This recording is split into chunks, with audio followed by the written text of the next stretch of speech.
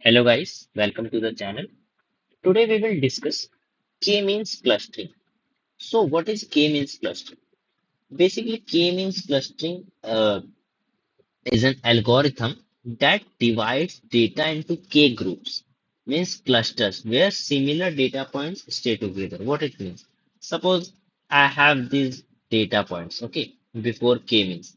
And after we apply K-means, it basically grouped the similar items into one cluster. This is one cluster, this is one cluster, and this is the another cluster. Okay, so it grouped all the similar item into one cluster. Okay, that's what it does. K means clustering. Okay, so before we do practical of it, we must know about some terms. Okay, first understand what is WCSS, within cluster sum of squares. Basically, WCSS measures how close data points are to their centroid. Centroid means average position of all points in cluster. Average position of all points in the cluster. Okay. So it calculates how close data points are to their centroid. Okay. Lower WSS means better clustering. Okay. So now, second thing, elbow method. So basically, the elbow method is used to find the best value of k in k-means clustering, means number of clusters. It basically elbow method help us to find the best number of cluster where we should take three number of cluster, four number of cluster. Here we have three number of clusters where we should take three clusters, four cluster or five cluster. Okay, so how many clusters should be created? Okay, for example, k is equal to 2, 3, 5. These are number of clusters. Here you can see there are three clusters, and we can basically get the answer how many cluster we should take. Okay, for my data. Now, choosing the wrong K can give poor clustering results, obviously. So, elbow method help us to select the optimal number of clusters. Okay. Next thing is elbow point. When we plot a graph on x-axis number of clusters and on y-axis WCSS. Okay, when we will plot this graph, then you will see like this kind of graph. Okay, always you will see like this kind of graph where basically the graph will bend like an elbow. Like here you can see the graph is bending like an elbow. Okay, like this. It is your elbow, and here you can see this is bending like an elbow. This is your perfect number of clusters. You should take four as your total clusters. Okay. So this is what elbow method, and this is your elbow point. This is your elbow point. Okay. So that is what elbow point, WCSS, and elbow method. Now let's see how we can do it practically. How we can perform k-means clustering practically. Okay. So basically on this data set, here you can see I have iris data set, and here you can see I don't have the output. Okay, I don't have the output. So we will perform the k-means clustering on this iris data set, which have in which I have only inputs. Okay, now first I will import some required libraries, and as PD import matplotlib dot pyplot else plt import cborn as sns. Okay, now I will load my data set. Let's say data is equal to pd dot read slash csv. Okay, this is my data set. I will right click, copy path, and control V. I will check my data is loaded or not by checking its first three rows. Okay, so my data gets loaded and these are my first three rows. Okay, now, now first condition is your data should be linear when you are performing K-means cluster. So we will check that by using a pair plot. Pair plot. Okay, data is equal to data plt dot show. Okay, now here you can see here it is basically following it is following linearity, right? Here you can see, okay, here you can see it is following linearity, so we can perform our k-means clustering on this data set. Okay, now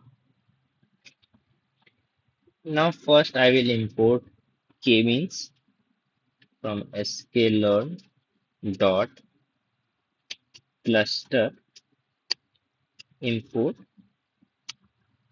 And for unsupervised learning, you will not need to basically divide your data set into input and output and training and testing. Okay, you will not need to do that. Okay, that only works for supervised learning.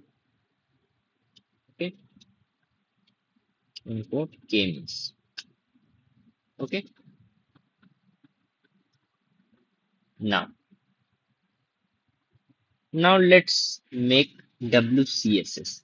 Okay, let's make WCSS. I have already discussed what is WCSS. Okay, basically it measures how close the data points are to their centroid. Okay, now let's make the WCSS. Okay, I will give a for loop for I in range.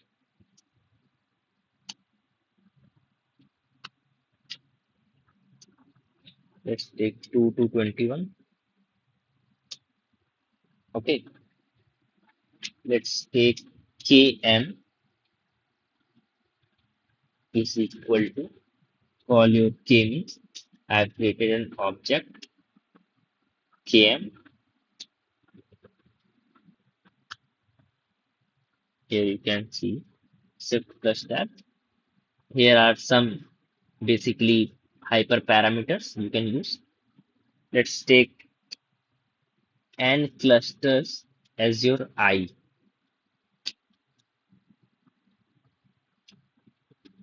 n clusters as I.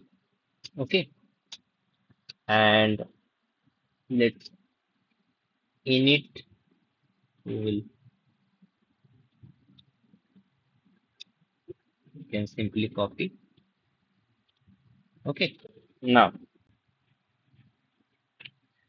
now I will fit my data. Km.fit data. Okay, now I will append my WCSS dot append by km dot inertia. Okay, km dot inertia. Okay,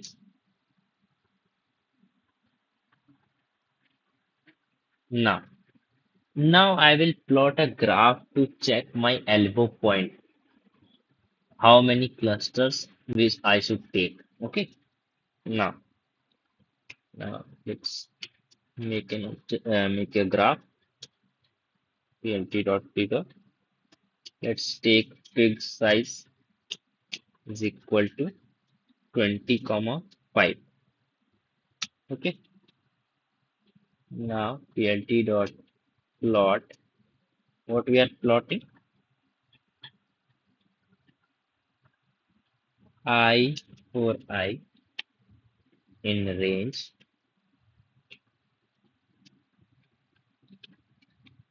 I for I in range 2 to 21. I have taken to put 2 to 21. Okay, now give WCSS and take as marker as O. O. Okay. Now let's take plt.x label. Suppose I will take number of clusters. Number of clusters into my x-axis. plt.x plt.x. Again, I will take the range I for I in range 2 to 21. Okay. Now, suppose I will take y label as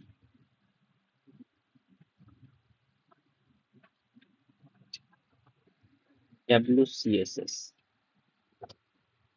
WCSS. Okay. Now, I will give the grid plt.grid on x-axis. Okay. On x-axis. Now, plt.show.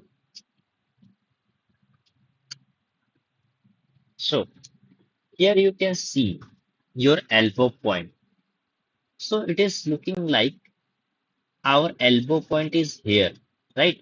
It is bending here. So, here you can see in the notes also where the graph will bend, that will be your elbow point.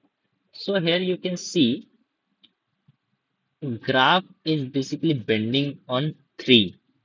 Okay, so I think we should take 3 as our total number of clusters. Okay, so you can see the elbow point is coming here. Okay, now let's take an object again, call your KMeans. Okay, now pass your clusters and clusters is equal to 3 because it gave me 3. It is bending on 3.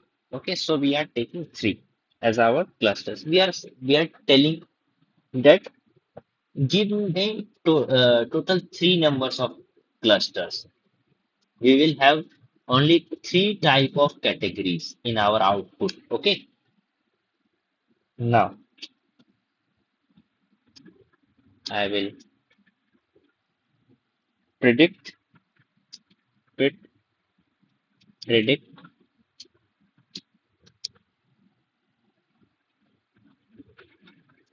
data. Now it gave me the output.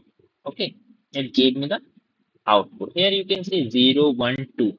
There are only 3 types of categories it gave me. Okay, so now we have 3 different type of categories in our output. Let's uh, load this into our new column of our data. Let's take in this predict. Okay, I will simply copy this. Control C. I'm loading this output into my new column. Okay, now I will check my data. Yeah, you can see predict. Now I have my output 102.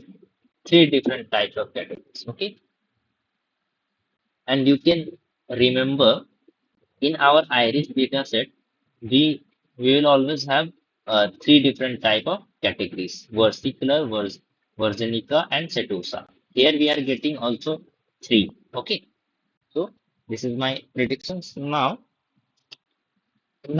I will make a graph, pair plot. Data is equal to data. Okay, I will give predict. Okay, okay. Now plt dot show.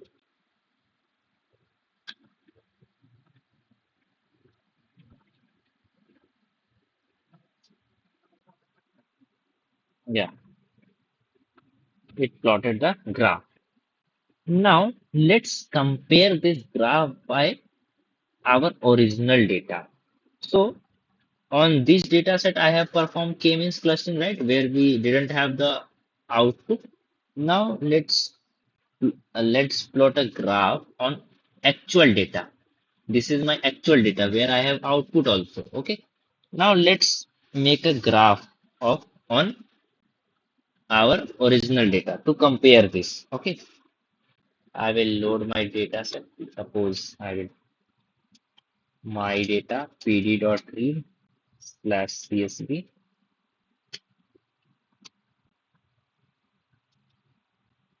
This is my actual data. I will right click, copy path, control V. I will check my data is loaded or not. Yeah, my data gets loaded. And these are my first three rows. Now let's plot a graph for it also. Dot pair plot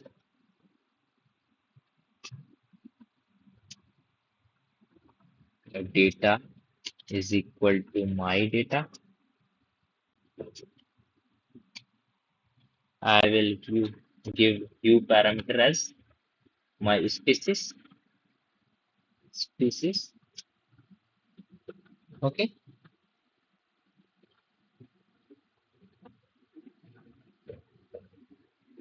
Now plt dot show.